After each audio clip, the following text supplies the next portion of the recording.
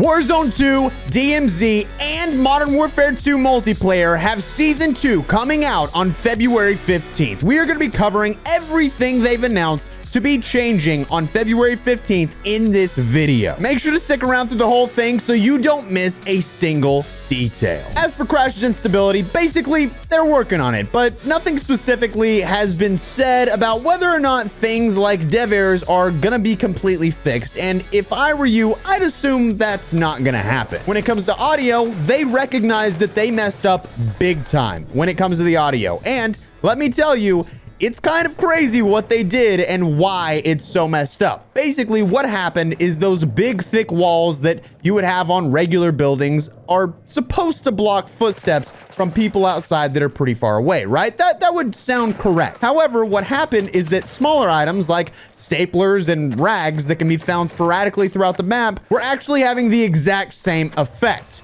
Because of that, it was basically ruining audio. Now, they said this is supposed to be fixed in Season 2 when it drops. However, I personally would not recommend hoping for a big change. Don't expect a big change, because if you do, you will basically be a little upset, because never in all my years of playing Call of Duty have they ever fixed audio in a game after its release, and I don't believe we'll be seeing that here. However, additionally, when it comes for the PC players, there seems to have been an issue with the game outputting less than stereo audio. I'm not saying it's mono audio, but it wasn't necessarily stereo audio.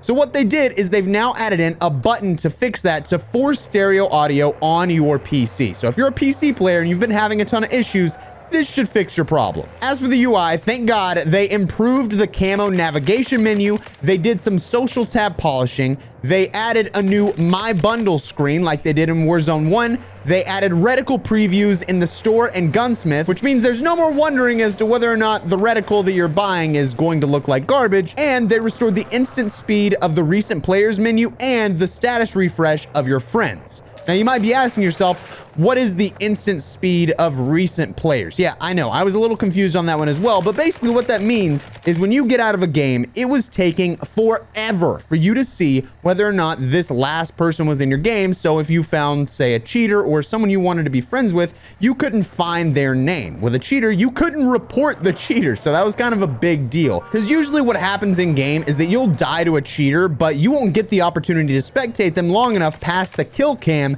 to be able to report them. So this should fix that issue entirely. Past the UI, we have experience updates. They have officially added a play again button back into Battle Royale and probably DMZ as well, because I believe it's across the board. They've also added plenty more bug fixes, but they're really not that significant to the point to where I don't think it's worth it going through all of them. Before we dive into the Warzone 2 information and changes, I wanted to remind you all that my Expel Uncut second channel is officially back up and running. Please do me a favor, check it out in the description down below. We are posting every single day of raw, uncut gameplay so that you guys can learn and get better. It is worth it. Trust me. I better see you in the comments because I'm replying to every single one. Moving into Warzone 2, the Gulag. Yep, she's getting a change. Finally, good Lord, it's about time. The Gulag is officially going back to a 1v1 because it needed it. And let me tell you, the number of times that I died because my teammate didn't know how to count to 7, whoo, it wasn't like a math contest. I'm just saying they weren't that bright. And we're bad at the game.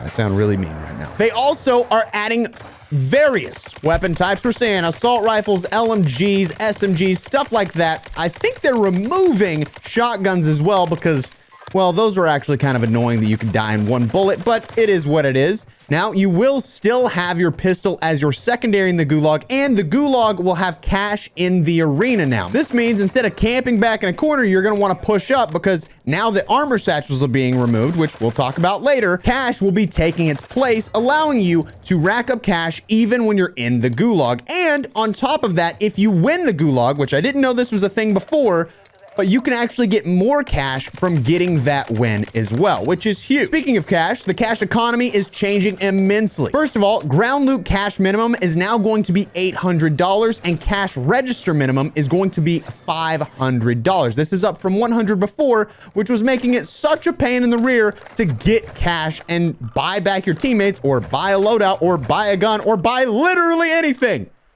Lord, the pain and suffering I felt during this first season.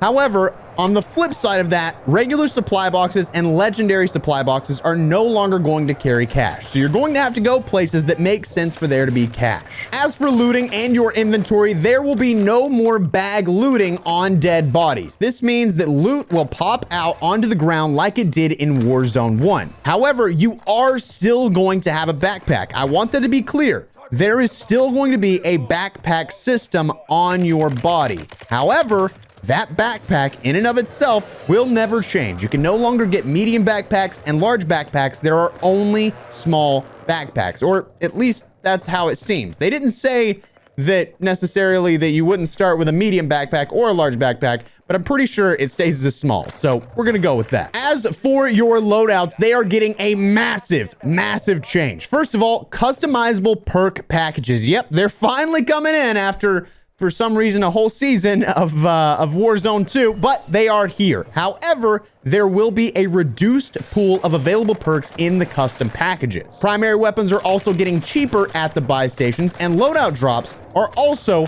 cheaper at the buy stations. Now, an interesting thing that's going to be happening is that loadout drops can now be found while looting, although it is very rare. So there's a good chance you could find a loadout while you're just kind of, you know, prancing around the map, looking for a little bit of cash for a loadout. You could find a loadout.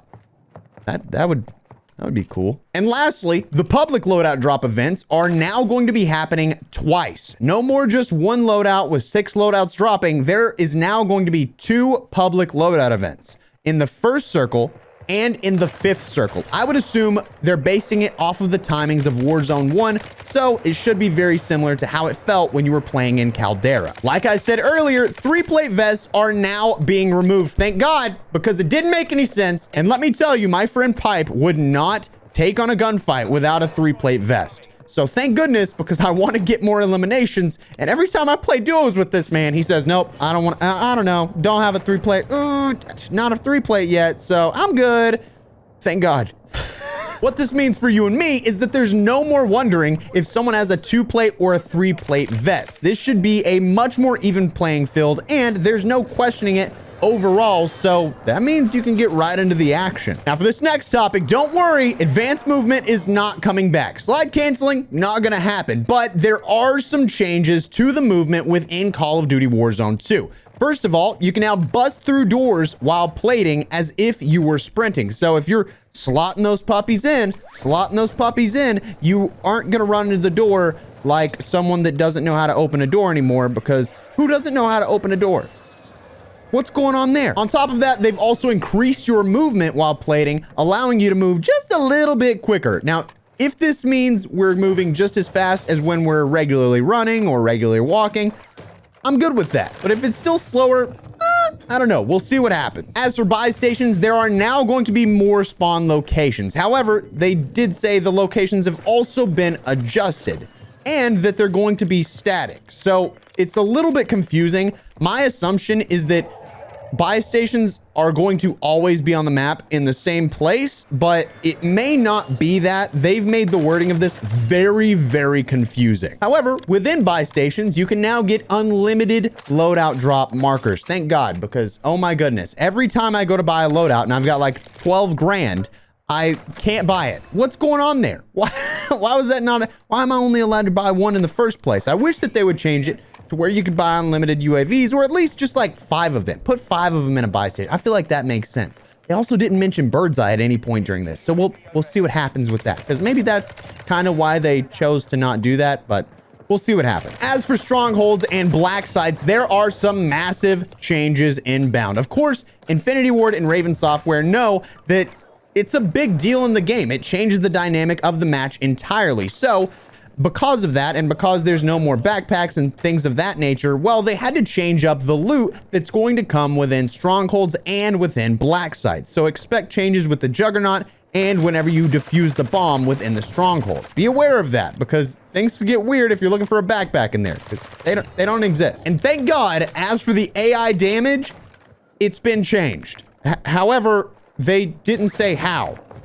I'm hoping that it means it's going down, because they just said it's been adjusted. Why they gotta be weird about it like that? Why couldn't they just say, yeah, we took it down a little bit so y'all would be happy and quit dying to bots? But they didn't say that. I don't know why. Just gonna take a moment now to remind you, Expel Uncut. It's linked down below. Go check it out. And hey, subscribe to this channel too, all right, if you haven't already. Let's get into some DMZ here. Ladies and gentlemen, if you haven't already, play DMZ like me. I haven't either, but we're still gonna run into it. So, first things first, enemy tuning. They've changed AI. They got a nerf. In DMZ, we know for sure, because they said that. Not in Warzone. What the heck, man? They also have changed it to where there's going to be less AI that spawn across the map. I also hope that this means there's going to be more players that can spawn within DMZ, because that was kind of the issue that I was running across. As for your spawn points in DMZ, they have been tweaked and hopefully improved to keep players from feeling isolated without loot or contracts. And moving into mission difficulty tuning, they've adjusted the overall scaling difficulty in missions as tiers progress. This means there's not this crazy like, okay, it's easy, and it's ridiculously hard whenever you get to a higher tier mission. So they've changed that a little bit. Now, you are still going to be going against those difficult missions when you get into the later tiers. However, they should be more straightforward whenever you're going for something like an additional insured slot, because those were getting a little bit crazy. As for DMZ's crashes, they are fully aware that this is not something that should be happening, and they said that they're working on it. But again, I would not count on anything getting much better, because they have never shown me that it does. And guys, I love you guys, but good Lord, Infinity Ward and Raven, we gotta fix this. And finally, the seasonal refresh is happening in DMZ. This means there are going to be new missions, which is great, fantastic. And there's going to be a faction mission progress and inventory reset. So you're gonna lose your contraband and you're gonna lose your keys. They're gone. However, there is going to be a new exclusion zone for you all to choose from. As we move into multiplayer, it's important to note that there were not any crazy changes. However, multiplayer should have been close to perfect when it came out. Now, they do deserve new maps, which of course will be coming with the new season, as well as new guns, but we'll find out more about those later on. What has changed is improved audio. So in some way, they've improved the audio. It was very lengthy and a little confusing to understand, but it should sound better. As for perks, there's going to be a few balances, especially with being able to get that third perk. It's going to come a little bit earlier in the game. That way people want to push a little bit more and get more aggressive. Weapons are also going to be balanced, which is expected, but there's so many things that are going to be balanced that it's not worth going through every single one of them. However, of course, there's a link in the description to all of this information. Hardcore has made its way back into Call of Duty, and for some reason, it took them this long to figure out that tier 1 sucked. What's going on with that?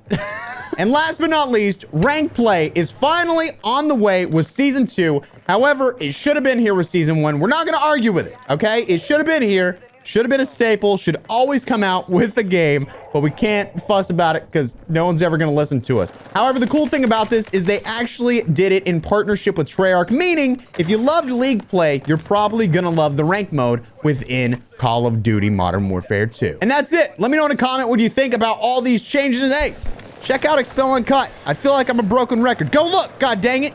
Please.